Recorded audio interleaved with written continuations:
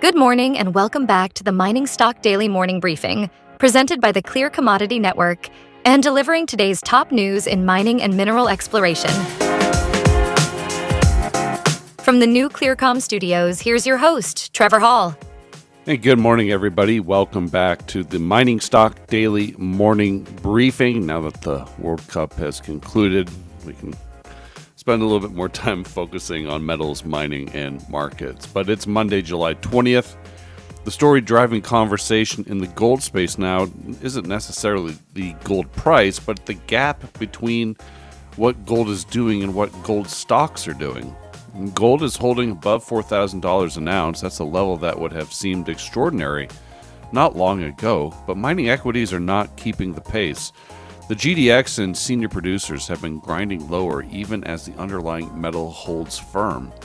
The macro backdrop is as constructive as it's been in years, and the gap between gold's price and miner valuations either closes upward, as it has in past cycles, or it's telling us something about the underlying profitability picture that the spot price is glossing over. And here's a story that marks the end of an era in Canadian mining.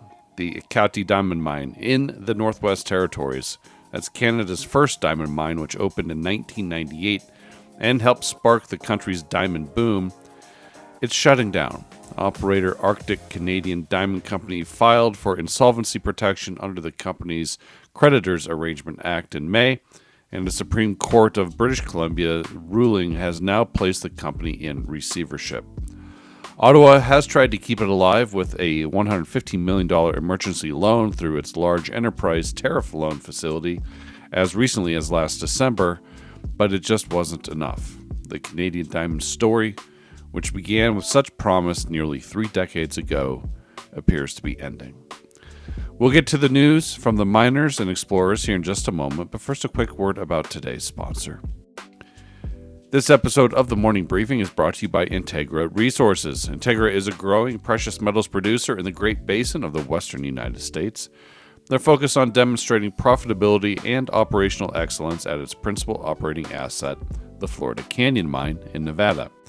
In addition, Awalé is committed to advancing the flagship development stage heap leach projects, the past-producing Delamar project in Idaho, and the Nevada North project in Nevada.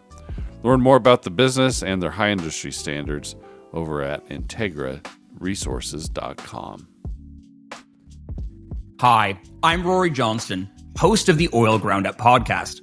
I'm also the founder of Commodity Context and have been an oil market analyst for more than a decade. What I love about the oil industry is that it is both unquestionably essential to our modern life, and the supply, demand, and pricing of this indispensable product is driven by an ever-changing cornucopia of geological, geopolitical, and technological developments. Listen as I speak with experts across the industry to explore everything you've always wanted to know about what's moving the market for black gold. Find the Oil Groundup podcast on Apple Podcasts, Spotify, and at clearcommodity.net. Brought to you by the Clear Commodity Network, digital news on the physical markets.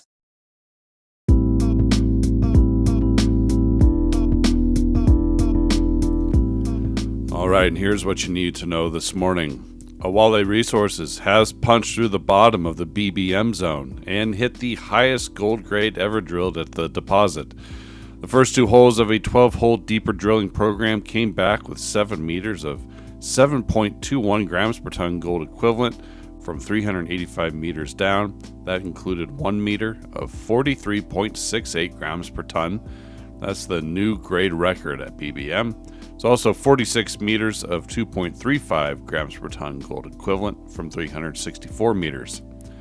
10 more holes from this program are at the lab, and Awalé has 7 rigs turning across the Odiene project in Côte d'Ivoire, with a separate update on the Charger deposit and its 100% owned exploration ground, including first drilling at Seydu and follow-up at the Freeman discovery, all expected shortly. I will note we had an interview with CEO Andrew Chupp up last week if you want to go back and listen to that. Awalé Resources trades on the venture with ARIC and on the OTC QX with AWLRF.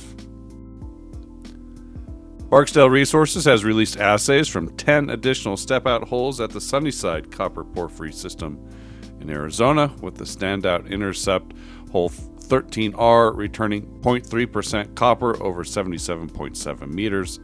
That included 1.93% copper over 7.6 meters, and confirms that high-grade zones persist in the program, which fans out from the initial discovery area. The newly released results indicate that copper grades decrease to the east, transitioning into a zone of lower copper and higher zinc grades, which may suggest movement away from the high-grade copper mineralized shell. Barksdale is less than 1,500 feet away from completing the 25,000 feet of drilling required to increase its Sunnyside ownership from 51% to 67.5%. So they're planning a 15,420 meter diamond drill program for the fall of this year into the spring of 2027 to chase the high-grade core at depth. Barksdale Resources trades on the venture with BRO and on the OTCQB with BRKCF. GreenLight Metals has reached a permitting milestone at its Bend Copper Gold project in Taylor County, Wisconsin. The Bend project has been posted to the U.S. federal permitting dashboard as a Fast 41 transparency project by the Federal Permitting Improvement Steering Council, making it the first project in Wisconsin to appear on the dashboard. Bend is a VMS copper-gold deposit in the Pinokian Volcanic Belt, and copper is on the 2025 U.S. Critical Minerals list, and GreenLight also holds a Barrick-Ernan joint venture on the Callium Canyon Gold Project in Nevada's Walker Lane. GreenLight Metals trades on the venture with GRL and on the OTCQB with GRLMF. And Seabridge Gold has arranged a U.S. $100 million credit facility, that's an unsecured short-term loan from a strategic investor, to fund the heavy summer work season at its 100% owned KSM project in British Columbia's Golden Triangle. The facility carries a 7% interest rate compounded monthly, is drawable in minimum tranches of $10 million, and matures on December of this year, with repayment in cash or, at Seabridge's option, and subject to TSX approval, in common shares. CEO Rudy Frank says the 2026 KSM program includes road construction to access future infrastructure areas and collection of geotechnical, metallurgical, and environmental data required for feasibility level design and engineering. No amounts of the facility are currently drawn. Seabridge Gold trades on the TSX with SEA and on the NYSE with SA. All right, short to the point here this morning. Mining Stock Daily Morning Briefing is produced by Clear Commodity Network. It is distributed throughout the world through your podcast network of choice and at clearcommodity.net. Have a wonderful day, everybody. Be well. The information presented should not be considered investment advice. Mining Stock Daily and its affiliates are not responsible for any loss arising from any investment decision in connection with the material presented herein. Please do your own research or speak with a licensed financial representative before making any investment decisions.